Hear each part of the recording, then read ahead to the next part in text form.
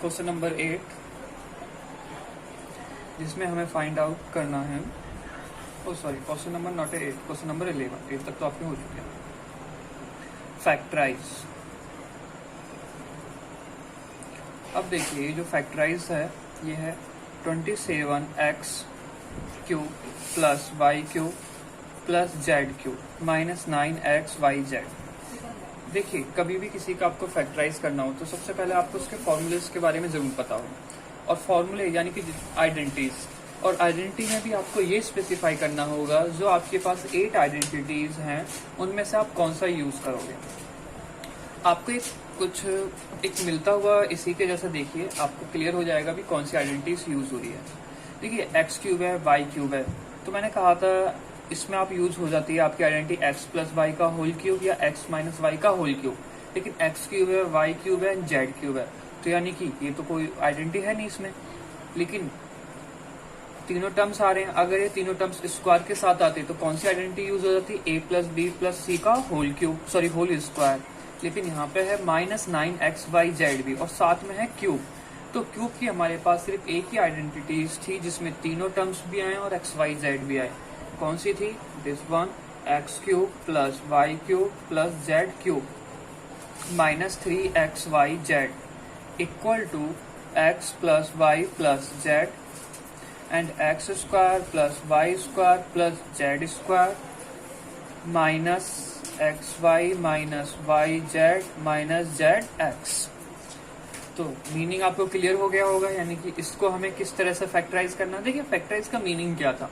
Simple meaning था कि एक टर्म यानी कि एक पॉलिनोमियल आपको गिवन होगा, उसे दो टर्म्स में ऐसे या दो से ज्यादा ऐसे टर्म्स में लिखना है जो मल्टीप्लाई में आ जाए। तो देखिए यहाँ पे आपको साफ पता लग रहा है एक टर्म ये रहा और एक कंप्लीट टर्म ये रहा। तो इसको इसके जैसे फेस में पहले लिखिए, फॉर्मूला आपके सामने है बिल्कुल। तो 27x क्यूब को हम कैसे लिख सकते हैं? 3x cube whole, and y तो सिंपल है y है, y क्यूब, z भी सिंपल है, z क्यूब। अब माइनस 3 लिखिए, x के साथ यहाँ पे x था लेकिन यहाँ पे 3x के साथ क्या है? 3x, y के साथ y ही है और z के साथ z ही है। तो देखिए क्या बन गया ये 3x cube plus y cube, sorry this is plus z cube. तो सेम वही टर्म आ गया, सॉरी ये लिखने की जरूरत नहीं थी, ये वही टर्म आ गया है। इसे मल्टीप्लाई करोगे तो 9xyz। तो इसकी आइडेंटिटीज हमें पता है, तो अब डायरेक्ट इसको लगा दीजिए, आपका फैक्टराइज कंप्लीट हो गया। इसमें क्या है? x plus y plus z. तो x क्या है? 3xy प्लस जेड, साथ में क्या है? x का स्क्वायर, तो यहाँ पे तो 3x है तो कितना हो गया? 9x का स्क्वायर। फिर क्या है? y स्क्वायर और z स्क्वायर, तो सेम ही है वो टर्म्स, xy यानी कि इसका मल्टीप्लाई इससे, तो क्या हो जाएगा? माइनस 3xy और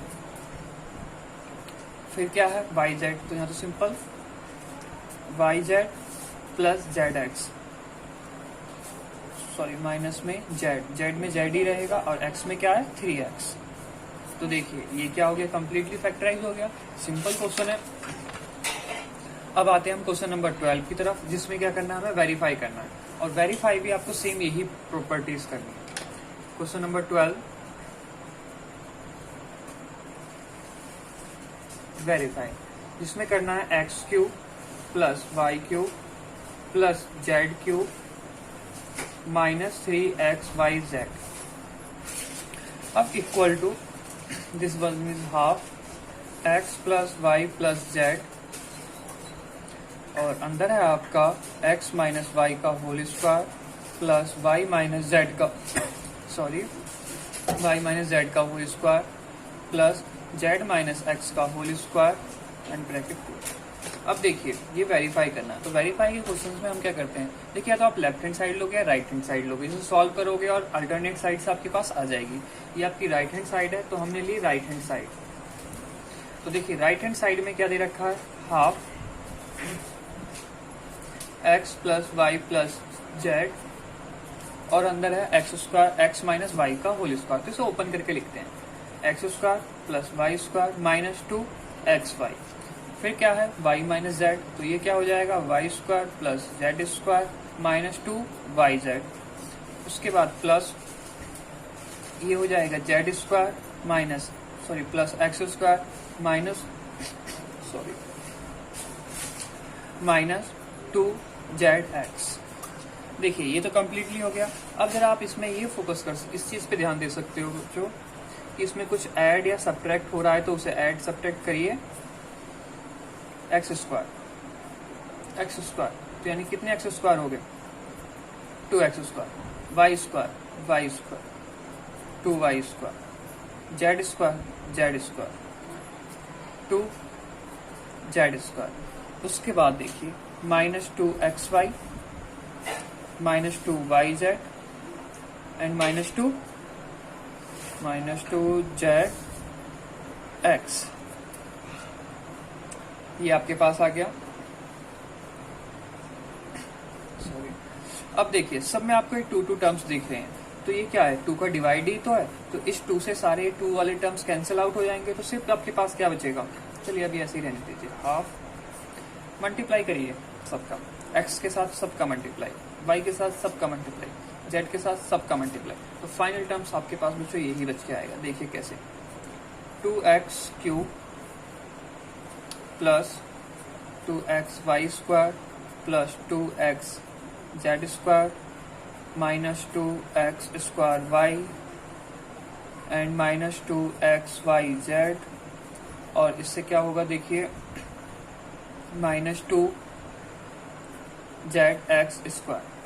x का मल्टीप्लाई हो गया। अब देखिए y का मल्टीप्लाई सबके साथ करिए तो क्या हो जाएगा 2x square y plus 2y³ and plus 2yz square minus 2xy square minus 2y square z, और इसके साथ माइनस 2zxy। अब फिर आप z का मल्टीप्लाई सबके साथ करिए तो 2x square z plus 2y square z और प्लस 2z³ माइनस 2xyz, और इसके साथ minus 2yz square and minus 2z square x। ये हो गया फाइनल। अब देखिए इसमें काफी टर्म्स आपके कैंसिल होंगे, और जो भी टर्म्स कैंसिल होते हैं उन्हें कैंसिल आउट करिए। ये देखिए plus 2xy square plus 2xy square, देखिए xy स्क्वायर नहीं है इसमें भी लगा, ये देखिए ये टर्म इससे पूरा कैंसिल आउट हो गया। इसके बाद देखिए प्लस 2zxz स्क्वायर, तो देखिए आपको यहाँ पे दिख रहा है साफ 2x, आगे पीछे से कोई प्रॉब्लम नहीं है, z स्क्वायर, यानी कि ये टर्म भी इससे कैंसिल आउट हो गया। अब उसके बाद देखिए minus 2x square y plus 2x square y, ये कुछ नहीं तो बच्चे प्लस के ही थे सारे, एक साथ हुआ है मल्टीप्लाई। माइनस 2xyz, अब माइनस 2xyz ये नहीं है किसी का, minus 2xz square xz square, देखिए माइनस 2zx स्क्वायर या x स्क्वायर z, बात एक ही, एक नेगेटिव एक पॉजिटिव, ये कैंसिल आउट हो गया आपका। अब इसके बाद 2yz स्क्वायर प्लस का माइनस 2yz स्क्वायर, ये टर्म भी कैंसिल आउट हो गया। अब देखिए 2y स्क्वायर z माइनस का एंड ये प्लस का, तो ये टर्म भी कैंसिल आउट हुआ। और कुछ बचा, और देखिए कुछ नहीं बचेगा, तो फाइनल जो बचा रिमेनिंग टर्म्स हैं, तो देखिए उन्हें कैसे लिख सकते हो आप। सिंपली है आपके पास पहले तो हाफ,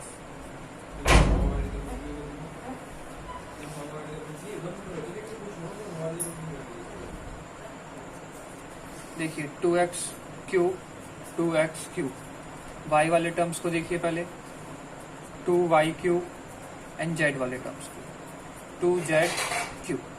अब देखिए xyz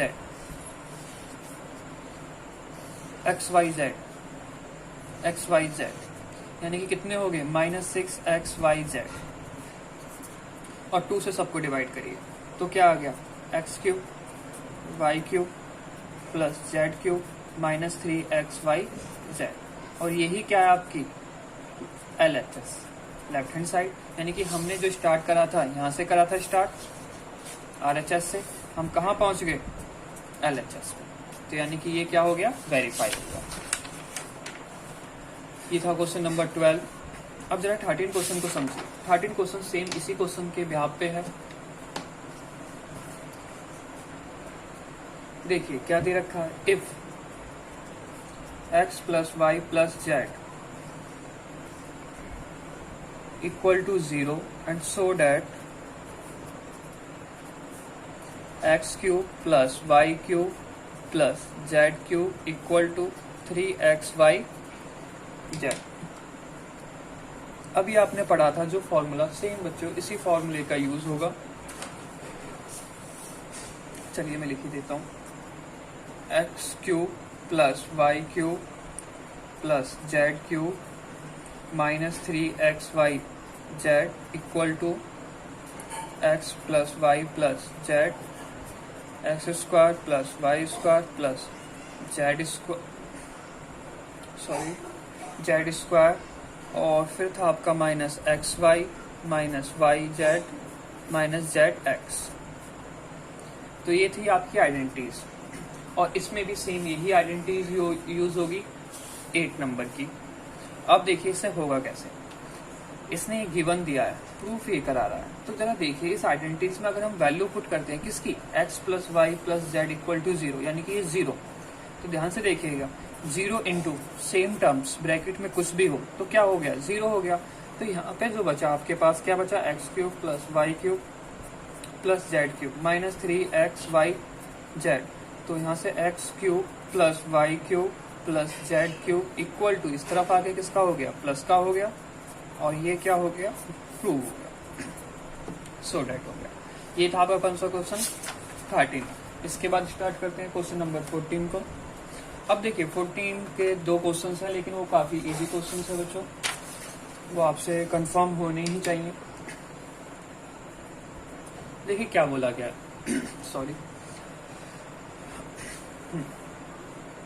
without actual calculating the cubes, यानी कि हमें एक्चुअली में कोई से भी क्यूब सॉल्व नहीं करने हैं, सिर्फ कैलकुलेट द क्यूब, हाँ फाइंड मतलब सॉल्व करना है, लेकिन एक्चुअल कैलकुलेशन नहीं करनी। चलिए मैं आपको लिख के दिखाता हूँ, -12 का क्यूब प्लस 7 का क्यूब प्लस 5 का क्यूब, यानी कि इसकी वैल्यू बतानी है। लेकिन इसका मतलब है 12 को आप 3 टाइम्स मल्टीप्लाई करो, 7 को 3 टाइम्स, 5 को 3 टाइम्स और फिर लिखो, बिल्कुल नहीं। इसके लिए आप यूज करोगे सिंपली आइडेंटिटीज। देखिए कौन सी identity, x cube plus y cube plus z cube, ये अभी आपने पढ़ा है इसका फॉर्मूला। चलिए मैं आपको थोड़ा सा दोबारा से दिखाई देता हूँ, अब सिर्फ इस पे ध्यान दीजिए, ये आपकी आइडेंटिटीज थी, ठीक है। तो मैं x cube y cube z cube को इस तरफ रखता हूँ और इस टर्म्स को उस तरफ ले गया, तो क्या हो जाएगा, प्लस का हो जाएगा, बस यही आपको यूज करना। तो क्या हो गया यहाँ पे, x plus y plus z और साथ में x square plus y square plus z square minus x y minus y z minus z x, और साथ में माइनस का इधर आके क्या हो जाएगा, 3xy जेड। अब देखिए लगा दीजिए इसे, ये इससे मैच कर रहा है, -12, ये इससे कर रहा है, ये इससे कर रहा था। एक्स वाई जेड की वैल्यू पुट करिए, तो देखिए x की जगह क्या वैल्यू हो जाएगी, -12 एंड 7 प्लस 5, यहाँ क्या हो जाएगा, -12 का स्क्वायर यानी कि 144, 7 का स्क्वायर 49 एंड प्लस जेड का स्क्वायर 25, माइनस इन दोनों का मल्टीप्लाई हो जाए, सॉरी ये हो गया आपका 84, 12 इंटू 7 माइनस के साथ, क्योंकि माइनस का है, एंड सॉरी माइनस का साइन फिर से, 7 इंटू 5 35 माइनस 5 इंटू 12 60, नेगेटिव, क्योंकि ये सारे टर्म्स किस पे नेगेटिव। चलिए और फिर प्लस 3xy तो x में क्या है -12, y में क्या है 7, z में क्या है 5। तो बताइए इसको आपको सॉल्व करके लिखना है और कुछ भी नहीं है इसमें। अब जरा यहाँ पे ध्यान से देखिए, ये कितना हो गया, तो 12 हो गया प्लस का नेगेटिव का, तो ये तो यही 0 हो गया, और इस 0 का मल्टीप्लाई इसके साथ हमने करा, तो ये टर्म्स क्या हो गया, ओवरऑल खत्म हो गया। तो यानी कि 0 प्लस सिर्फ क्या बचा आपके पास, 3 इंटू -12 इंटू 7 इंटू 5 तो यानी कि सिर्फ आपको क्या करना है, ये हो गया -36 इंटू 35, इसको सॉल्व करके लिखिए, आपका आंसर आ गया। इसमें ही सेकंड क्वेश्चन है, वो बिल्कुल सेम है, तो आप उसे आई होप कर लोगे। बात करते हैं क्वेश्चन नंबर 15 की। देखिए क्वेश्चन नंबर 15 और 16 आपके काफी मेन क्वेश्चन है, तो इन्हें थोड़ा ध्यान से देखिएगा। इसमें लिखा हुआ है जो given possible expression of length and breadth, यानी कि आप ये समझिए कि आपके पास एक रेक्टेंगल है। क्वेश्चंस की लैंग्वेज बाद में समझिएगा, पहले लॉजिक समझिए। एक रेक्टेंगल दे रखा है, तो आपको पता है रेक्टेंगल में एक लेंथ होती है, एक ब्रेथ होती है, और इसका एरिया है ए, जो कि हमें गिवन है। एरिया है 25a² minus 35a and plus 12।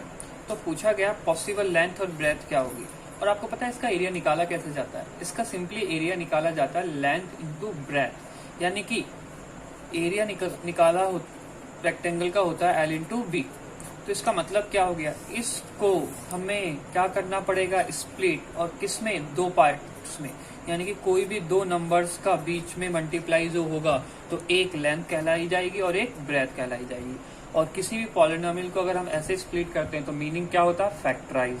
तो यानी कि 15 क्वेश्चन में जहां बोला गया, देखिए अब language given possible expression, this is possible expression for length and breadth, यानी कि लेंथ और ब्रेथ का गिवन पॉसिबल एक्सप्रेशन क्या होगा of rectangle in which their areas are, यानी कि जो एरिया दे रखा है। ये दो क्वेश्चन है, मैं आपके एक पार्ट की बात कर रहा हूँ, तो इतना समझिएगा बच्चों।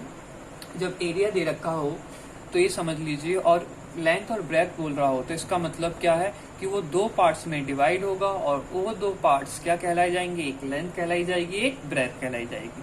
और दो ही पार्ट क्यों, क्योंकि एरिया ऑफ रेक्टेंगल क्या होता है, L इंटू बी, और स्पेसिफाई है कि हमारे पास क्या है, रेक्टेंगल है। तो देखिए इस क्वेश्चंस को पहले ही क्वेश्चंस की बात करते हैं, जिसमें दे रखा है area 25a² minus 35a and plus 12। देखिए ये आपके बहुत सोचने वाला काम होता है कि आपको फैक्टराइजेशन मेथड से करना है, स्प्लिटिंग मेथड से करना है। तो अब आपको इस टर्म्स को इस तरह से दो पार्ट्स में डिवाइड करना पड़ता है कि मल्टीप्लाई होके क्या है 25 इंटू 12। चलिए पहले देखते हैं 25 इंटू 12 पे क्या आता है। तो ये हो गया 0 1 5 2 5, तो ये हो गया 300, यानी कि मल्टीप्लाई होके आपका क्या है, a इंटू बी 300 आए, लेकिन ऐड या सब्ट्रैक्ट होके आपके पास क्या आना चाहिए, -35। अगर -35 बोल रहा है तो इसका मतलब दोनों ही टर्म्स कैसे रहेंगे, नेगेटिव। जब भी ऐसा पॉसिबल है तो देखिए 25a², जरा सोचिएगा, इसमें आपका सिंपल है, ज्यादा टफ है नहीं वैसे, लेकिन डिजिट थोड़ी सी बड़ी है। तो इसे अगर आप ऐसे लिखते हो 20a माइनस 15a, तो ऐड करिएगा तो क्या हो गया 35, लेकिन इनका मल्टीप्लाई करोगे तो कितना हो जाएगा 300 एंड प्लस 12, तो बिल्कुल सही है। तो यहाँ से क्या कॉमन ले सकते हो आप कॉमन सोचिए, तो कॉमन सिंपली यहाँ से 5a ले सकते हो कॉमन, तो और यहाँ क्या बचेगा 5a ही बचेगा, और यहाँ पे बचेगा -4। अब देखिए यहाँ से कॉमन क्या लिया जा सकता है, यहाँ से कॉमन लिया जा, पहली चीज अंदर का टर्म सेम ही आना। तो अब सोचिए कॉमन 3 का मल्टीप्लाई करा -15 और 3 का मल्टीप्लाई करा +12, तो अब क्या हो गया आपके पास, इस पूरे टर्म्स को एक साथ कॉमन लीजिए 5a - 4, और अंदर क्या बचा 5a - 3। तो देखिए एक जिसमें से लेंथ होगी, एक पॉसिबल ब्रेथ होगी, तो ये आपका हो गया। अब इसमें दो पार्ट हैं, तो फिर सेकंड पार्ट को करते हैं इसके।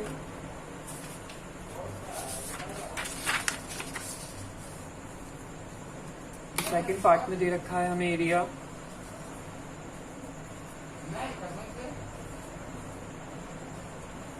35y²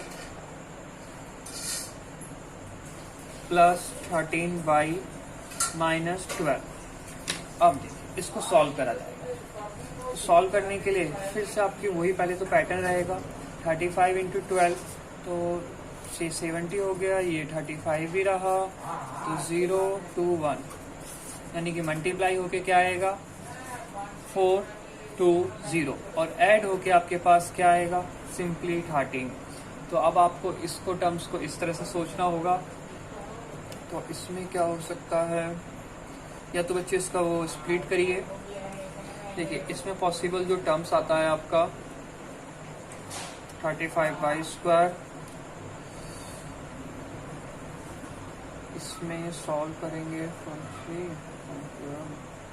हाँ, तो देखिए ये होगा 28y minus 15y and minus 12, ये तो 12। देखिए ऐड करिए तो कितना आएगा, 13 आएगा। मल्टीप्लाई करने पे आपका यही टर्म आएगा। बच्चे थोड़ा सा टफ है और आपको करके काफ़ी देखना पड़ेगा, और उसके लिए उससे पहले के सारे क्वेश्चंस की आपने प्रैक्टिस करी हो। तो अब देखिए इसमें से क्या कॉमन ले सकते हैं, 7y कॉमन लेंगे तो 5y बचेगा, और यहाँ क्या बचेगा 4, 5y प्लस 4। तो बेसिकली यहाँ पे क्या कॉमन आएगा, -3। मल्टीप्लाई करेंगे तो सेम यही, तो 5y माइनस प्लस 4 कॉमन लिया हमने, तो क्या बचा 7y माइनस 3। तो जिसमें से एक पॉसिबल लेंथ हो जाएगा, एक ब्रेथ, आप किसी को भी कह सकते हो, कोई प्रॉब्लम नहीं है। अब देखिए ये था 15 क्वेश्चन, लेकिन 16 क्वेश्चन इससे एडवांस है हल्का सा। अब वो एरिया की बात नहीं करता, वो बात करता है किसकी, क्यूबॉइड की। देखिए क्यूबॉइड का मीनिंग क्या है, आप इतना समझिए जैसे कि एक मैच बॉक्स, जो माचिस की डिब्बी होती है, वो आपका एक क्यूबॉइड है। इसमें एक लेंथ है, एक ये ब्रेथ है, और एक ये हाइट है। थोड़ी हाइट ज्यादा हो गई है, कोई बात नहीं, डस्टर समझ लीजिए क्लासरूम का। तो अब वॉल्यूम बोला गया है, तो वॉल्यूम बोला गया है तो क्यूब की डायमेंशंस क्या हो जाएंगी, तो वॉल्यूम क्यूब का होता है basically L into b into h. तो आपको जो भी टर्म्स दे रखा होगा, सपोज एक पॉलिनोमियल दे रखा है px, तो इसको कितने पार्ट्स में डिवाइड करा जाएगा, इसको करा जाएगा बेसिकली 3 पार्ट्स में। क्यों 3 पार्ट्स में करा जाएगा, क्योंकि हमें पता है इसमें 3 टर्म्स का मल्टीप्लाई होके ही वॉल्यूम पॉसिबल है। तो स्टार्ट करते हैं इसको भी। इसमें भी आपके 2 क्वेश्चन हैं। क्वेश्चन नंबर 16 का फर्स्ट पार्ट देखिए, वॉल्यूम क्या है, ये है आपका 3x² माइनस 12x। तो आप देखिए इसमें से कैसे कर सकते हो। इसमें से बच्चों जो पॉसिबल रहेगा, देखिए सॉल्व करने की बात नहीं आती है यहाँ पे, थोड़ा सा आपको समझना भी पड़ेगा, क्योंकि ये क्वेश्चंस काफी अलग हो जाते हैं। देखिए इसमें से आप चाहो तो 3x कॉमन ले सकते हो, लेकिन 3x कॉमन लोगे तो बच्चों ये L इंटू बी में आएगा, लेकिन हमें चाहिए L into b into h. तो यहाँ पे कॉमन लीजिए 3, तो क्या बचेगा x² माइनस 3 कॉमन ले लिया आपने, नहीं x भी कॉमन ले सकते हैं, चलिए x भी कॉमन लिया, नहीं x कॉमन लिया तो बच्चों नहीं होने वाला, x कॉमन तो पॉसिबल ही नहीं आएगा। 3 कॉमन लिया तो ये x² माइनस 4x हो गया।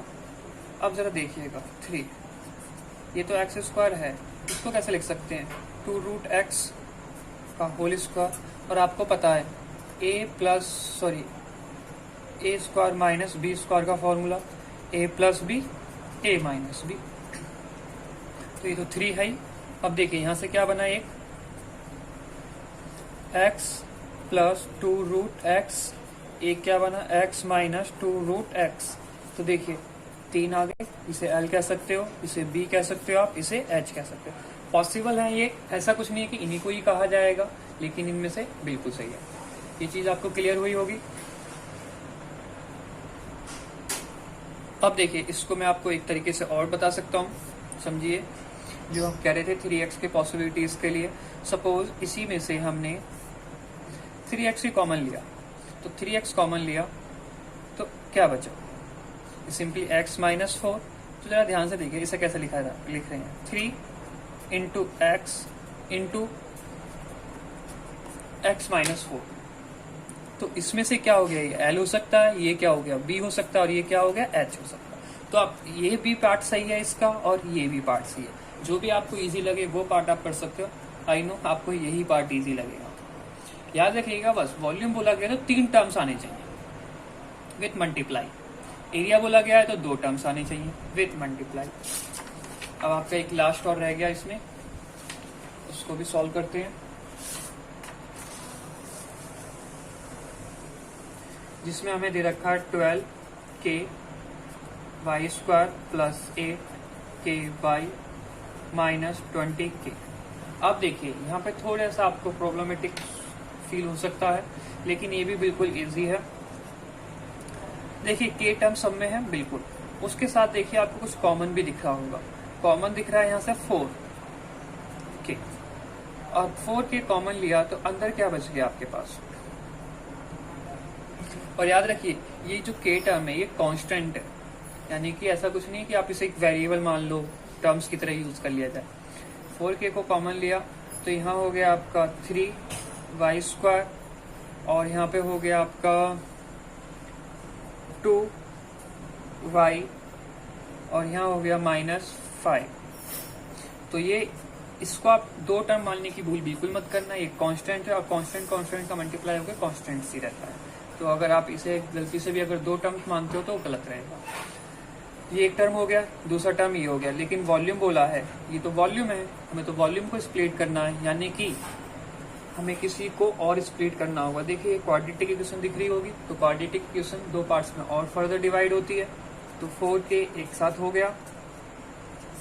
अब देखिए 3y², इसका इससे मल्टीप्लाई करते हैं तो आता है -15, यानी कि मल्टीप्लाई करने पे क्या आएगा -15, और ऐड या सेपरेट करने पे क्या आएगा 2। तो आप खुद सोच सकते हैं कि अब ऐसा क्या टर्म लिया जाए। देखिए 5 और 3, 5y -3y, अगर हम ऐड करेंगे 2 आ गया, मल्टीप्लाई करेंगे तो -15 आ गया, -5। तो 4k इंटू यहाँ से आप क्या कॉमन ले सकते हैं y, तो 3y + 5, और देखिए 3y + 5 आना ही है डेफिनेटली अंदर, तो यहाँ तो सेम ही है, तो माइनस का है दोनों ही, तो ये हो गया। तो ये हो गया 4k इंटू, अब इसमें से इसको कॉमन ले लिया 3y + 5, और क्या बचा y - 1। This is L, this 1 is B and this is H। तो देखिए ये भी आपका हो गया। तो अब आपकी एक्सरसाइज कंप्लीट होती है, और एक्सरसाइज कंप्लीट होने के बाद चैप्टर भी कंप्लीट होता है। तो प्लीज़ इन क्वेश्चनों को ध्यान से करिए, क्योंकि ये आपके 10th के पॉइंट ऑफ 9th के साथ ये आपके 10th के पॉइंट ऑफ व्यू से भी काफ़ी मेन है। थैंक यू सो मच, पढ़ते रहिए और खुश रहिए।